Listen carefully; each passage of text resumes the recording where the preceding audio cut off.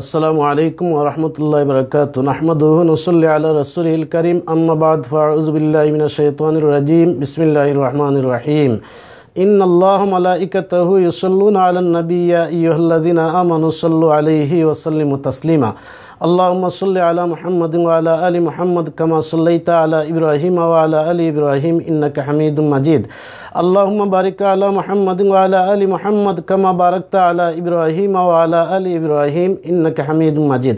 প্রিয় দর্শক, কাছ থেকে এবং দূর থেকে, দেশ এবং প্রবাস থেকে যেখান থেকে দেখতে পাচ্ছেন, আজকে আপনাদের সম্মুখে আমি হাজির হয়েছি ঈদের নামাজ পড়ার নিয়ম নিয়ে। আল্লাহ সুবহানাহু ওয়া তাআলা যদি আমাকে তৌফিক দান করেন তাহলে ঈদের নামাজ পড়ার নিয়মটি সংক্ষিপ্ত আকারে তুলে ধরব। ওমা তৌফিকি ইল্লা বিল্লাহ।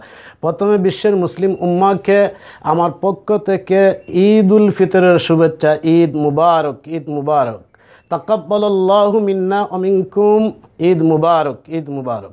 প্রিয় দর্শক, বৎসরে ঈদের নামাজ আসার কারণে অনেক মানুষ ঈদের নামাজ পড়ার নিয়মটি ভুলে যান। সেই হিসাবে আপনাদের সম্মুখে আমি হাজির হয়েছি এই বার্তাটি নিয়ে যে ঈদের নামাজ পড়া হচ্ছে ওয়াজিব নামাজ, এবং অন্য নামাজের ক্ষেত্রে যে নিয়ম, সেই নিয়মেই ঈদের নামাজ হয়। তবে জুমার নামাজ যেভাবে পড়া হয় সেভাবে, তবে অতিরিক্ত 6টি তাকবীর দেওয়া লাগে, সেই তাকবীরগুলা দিতে হয়।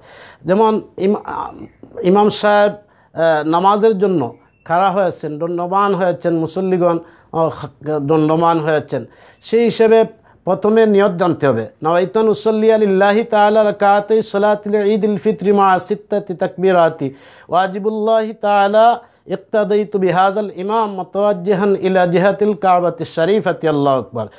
যদি কোনো ব্যক্তি মুসলমান যদি আরবি নিয়ত না জানা থাকে তাহলে বাংলায় উনি বলতে পারেন, আমি ইমাম সাহেবের পিছনে অতিরিক্ত 6টি তাকবীরের সহিত ঈদের নামাজ আদায় করলাম। ইক্তাদাইতু বিহাযাল ইমাম মুতাওয়াজ্জিহান ইলা জিহাতিল কাবাতিশ শরীফাতি। আল্লাহু আকবার।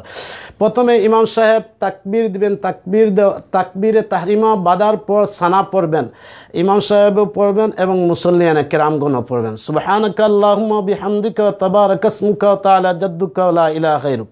এরপরে ইমাম সাহেব 3টি তাকবীর অতিরিক্ত দিবেন, আল্লাহু আকবার বলে হাত ছেড়ে দিবেন।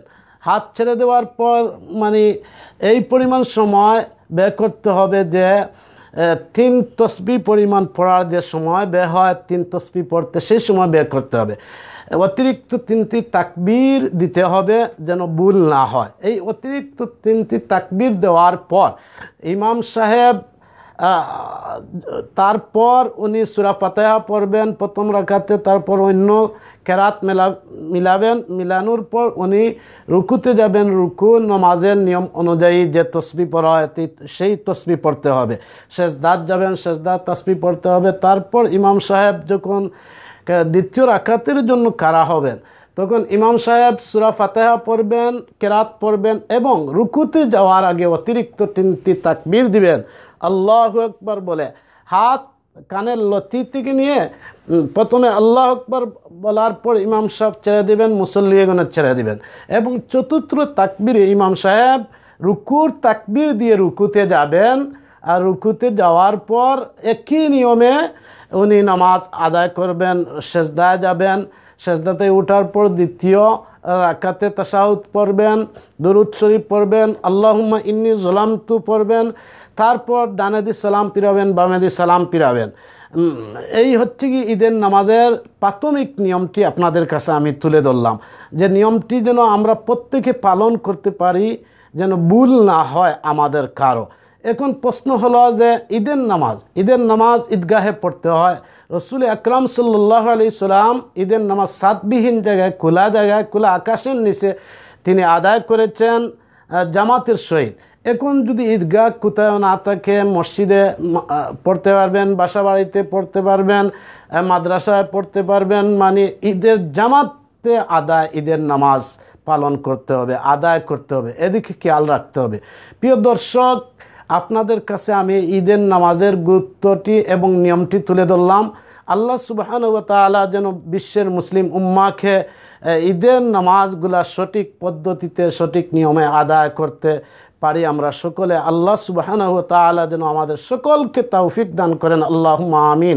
পরিশেষে আপনাদের সকলের সুস্বাস্থ্য দীর্ঘায়ু কামনা করছি এবং মহান আল্লাহ সুবহানাহু ওয়া তাআলার কাছে দোয়া করছি এবং আমি আপনাদের কাছে দোয়া চাচ্ছি আল্লাহ পাক রব্বুল আলামিন যেন আমাদের ঈদগাহের ময়দানে আমাদের সকলের জিন্দেগির গুনাহকে মাফ করে দেন এবং পরিপূর্ণভাবে আমাদেরকে ইমানদার বানান এবং ঈদগাহের জামাত থেকে আমরা পরিপূর্ণ হয়ে নিষ্পাপ হয়ে বাসা বাড়িতে আসতে পারি। আল্লাহ সুবহানাহু ওয়া তাআলা যেন আমাদেরকে সেই তৌফিক দান করেন এবং তার সেই রহমত দ্বারা আমাদেরকে যেন মাফ করে দেন, আল্লাহুম্মা আমিন। এই পর্যন্ত আজকের বক্তব্য আমি শেষ করছি। আপনারা যে যেখান থেকে দেখতে পাচ্ছেন সকলকে আবারও ঈদ উল ফিতরের শুভেচ্ছা। ঈদ মুবারক, ঈদ মুবারক। ওয়া আখিরু দাওয়ানা আলহামদুলিল্লাহি রাব্বিল আলামিন। আসসালামু আলাইকুম ওয়া রাহমাতুল্লাহি ওয়া বারাকাতুহু।